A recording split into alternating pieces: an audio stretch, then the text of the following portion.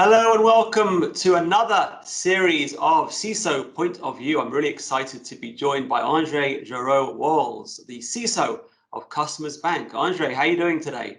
I'm fine, thank you. Thank you for having me. Excellent, thanks for joining us. Endré, tell us a bit about who you are. Sure. I've been in the industry for 23 years now. And my focus throughout those 23 years has just been technology. I've been a CIO, I've been a CTO. I think it's sort of a natural progression into a CISO since you understand all of those operational sides of technology as well as how to execute. My career is mostly centered around the people centricity of technology. How, just 10 years ago, technology was very limited, and today it's more about people than the tech. I take that same approach when it comes to security, a focus on people, their work style, and the overall methodologies that individuals use to get their everyday work done, and how I can secure around that work style instead of trying to create one that they have to follow. So it's a slightly different approach, I think, than peers in the industry, but one that I believe is where we should go. Fantastic. Very briefly, talk a bit about your career. So you've touched on your role as a CTO and a CIO. How do you get to where you are right now? So I started as a hardware technician. And literally my job, this was my first job. I was 17, just out of high school. And literally my job was to go pick up a broken computer from someone's desk and put a working computer back and take the broken one back so someone else would fix it. And that's literally what I did, was walk around with a cart. And so it was a way to make money over the summer. While I was, thinking about the different options that I had for college. I had been accepted a couple places and was trying to think about what I wanted my next move to be. And then the winter came, and I got an opportunity to work on a contract with Arco Chemical. And there, I was actually working on computers now, fixing stuff, actually getting to touch the computers. And I found that I had a passion for it. I was able to become the leader of my team while I was there, which was exciting for me. It was my first taste of leading individuals and trying to find new ways to execute the project efficiently and quickly. And so it was a really neat experience for me, and that just cemented the idea that tech is where I belong. And I've been doing this ever since. Awesome. Talk a bit about your role at Customers Bank. Sure. I'm responsible for the security operations, governance, the design of security architectures, our compliance frameworks as they relate to digital compliance frameworks, and just the overall security of the $18 billion worth of assets that we manage here at the bank, our employees, and of course the data of a few million customers. Sounds like that's enough to keep you busy, that's for sure. For sure. I mean, there's always folks out there who are trying to, compromise data, because we all know data is worth a lot of money. Obviously money's worth a lot of money. So there's a great deal of effort into stealing money from the accounts of hardworking individuals. I take a lot of pride in knowing that the work that we do protects people's investments, their assets, and their livelihoods. Yeah, great. So based on your experience, what measures should other banks and financial services institutions take to really be prepared for a ransomware event? Perhaps things that they're not doing today. I think the first and most important thing that they can do is train and test. So you need the idea for your employees of understanding phishing, what those emails look like, how the attackers think, the intentionality and work that they put into their craft. You need to prepare your folks, all of your team members, doesn't matter who they are, right? From the person who handles facilities to the CEO. Everyone needs to be aware of how those things happen. They need to have mental tools to help them be able to reduce those threats, and recognizing that it is first and foremost about your employees. If we look at all of the attacks that have happened, the vast majority of them have an employee-centric genesis. So it all starts with the employee being human, making a mistake, or thinking someone was who they said they were and not realizing till it was too late, or simply moving fast and clicking by accident, right? So you need to train your folks, and I think that is the most important thing that financial organizations or any organization that is threatened by this, which is most of them, should do. Great. I was speaking to a number of CISOs a couple of weeks ago around the need to extend vulnerability management from the outer perimeter, protecting your desktop, your systems, your operating systems and network, to taking that to the next level, which is protecting the inner core, the storage management systems, which is really where the gold mine of data is. What are your thoughts on that for banks and other industries as well? That's absolutely true. I think it's easier to do when you take a risk-based approach to vulnerability management. So instead of just paying attention to the CVS score or the news that comes out, or even a blog, right? We all have our favorites.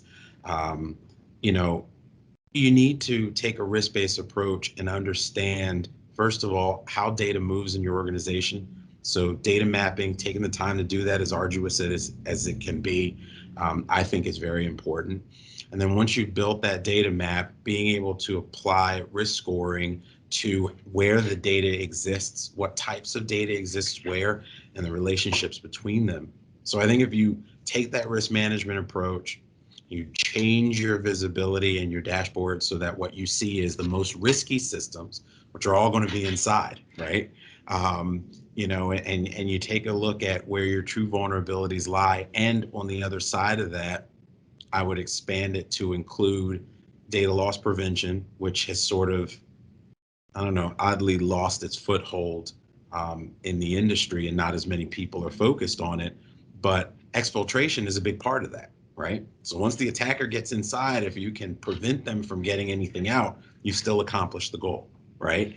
And so, it's very important to take that risk-based approach to vulnerability management and tie in some non-traditional vulnerability management systems like exfiltration prevention, automatic redaction, those types of things, and just overall border control, making sure that when data leaves a set border, it is redacted or obfuscated or in some way changed so that it's unreadable, right? And that goes beyond encryption at rest and encryption in transit, and goes to the heart of understanding the risk that your data poses and how many people touch it and how important those systems are. So based on that, do you think that the security teams and the storage and infrastructure teams need to work closer together? Absolutely. Smart organizations are going to have a delineation between their security teams and their IT teams. The delineation is necessary because security provides oversight for technology. But what has happened in a lot of companies is sort of a siloing, right? Where IT has its secret sauce and security has its secret sauce, and they don't necessarily always blend. I think having security officers, information security officers in the business units helps with that approach of being able to know what the secret sauce is for those applications that support that business, and enables you to take the steps to do just that, to be able to understand what the technology is doing, and being able to apply that risk-based approach to that technology with some level of intelligence and not just standards and normative thinking. Yeah. So how have organizations traditionally verified full data recoverability in the case of a breach?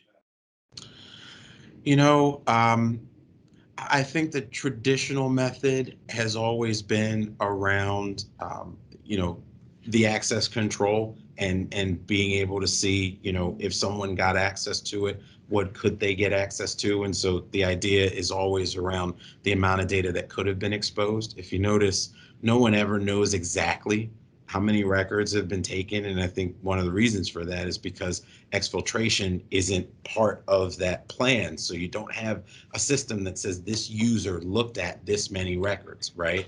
And so it becomes difficult to quantify. I think you have to have that in place in order to make that possible. Yeah, I think that's a great point. Moving on and talking a bit about automation. Automation is not a new trend, but it seems to have taken on a new level of importance in the last year or so. Whether it's automating, scanning, detection, prioritizing vulnerabilities, etc. But of course, freeing up time.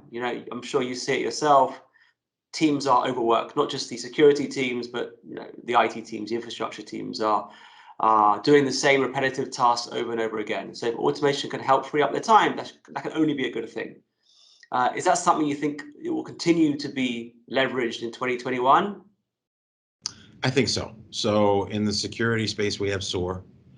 The idea of being able to automate security controls is quite attractive to security organizations, especially when you know that you're going to have resource constraints, when you know that there are routine, I'll call them mistakes that could turn into incidents without a SOAR platform in place to help you close some of those loopholes quickly. And, also applies to patch management, vulnerability management, those other things. So I think automation definitely has a place. What I will say in terms of automating tasks within the workforce in general, I think that there is no truer statement about the relativity of time. So while it is true that automation will help save time on repetitive tasks, some of that time needs to be shifted to ensuring that the automation, is doing exactly what you expect it to do.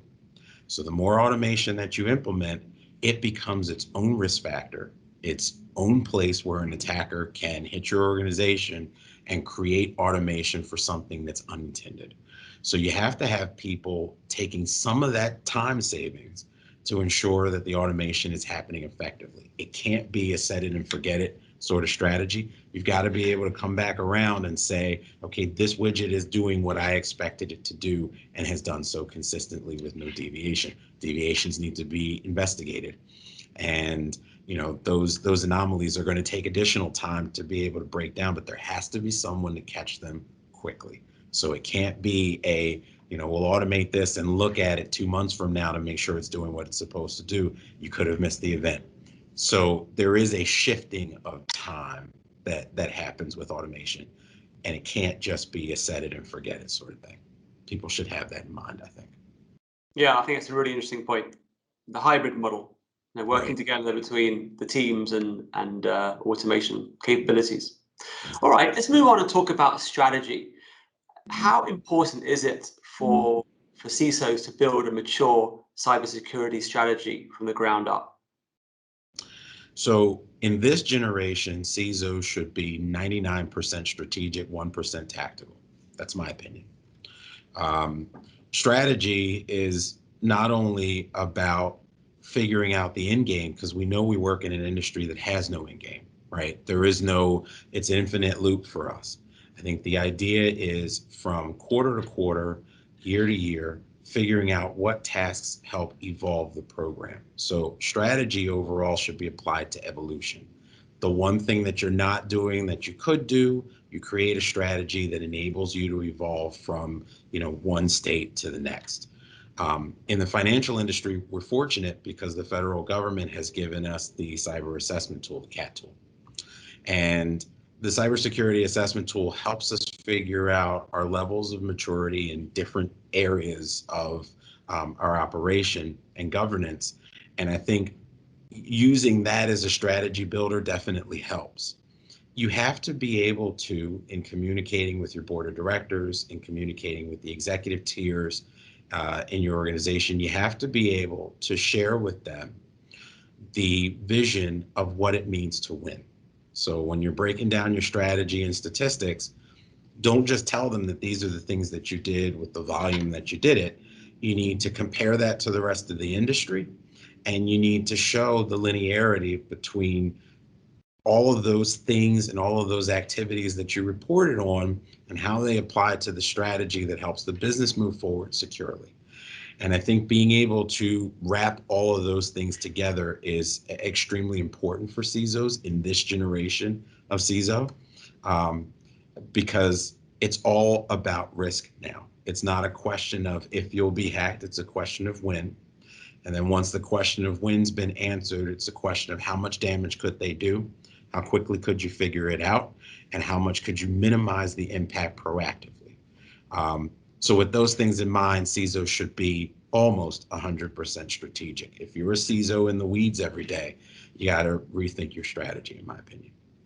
Yeah, and that's a great leeway into my final question, which is what are your top 1 or 2 tips for CISOs to get a seat at the table and to secure boardroom investment? The first is to ask. You have to remind your executive team, you have to remind your board that it can take 20 years to build a strong reputation in your industry. It can take 5 minutes of a cybersecurity event and enough press to tear it all down. And a lot of companies don't realize the realities of attrition in our industry. It's not something that is reported on heavy enough, in my opinion. We don't examine, when something happens to an organization from a cybersecurity standpoint, what percentage of customers distrust and leave, right? It's a very true number that impacts the overall health of the company. Reminding boards and executives of that gets you a seat at the table, because now you're reminding them of the risk. You're making it plain to them how the program is shifting the goalposts on risk. And I think most importantly, you're helping them understand the rationale behind increased investment. It used to be that in IT, when I was a CIO 10 years ago, the focus was on doing that same thing for technology, getting the business to accept that a certain portion of the company's revenues should be apportioned to tech, because tech will help the company grow, tech will do X, Y, and Z. I think now security practitioners should be in the same place. CISO should be in the same place of communicating value, so that there is an understanding of why revenues, a certain percentage of them, 1.5% of revenue, should be applied to security and protecting the business. That's a great piece of advice. Endre, thank you so much for joining us. Thank you again for having me.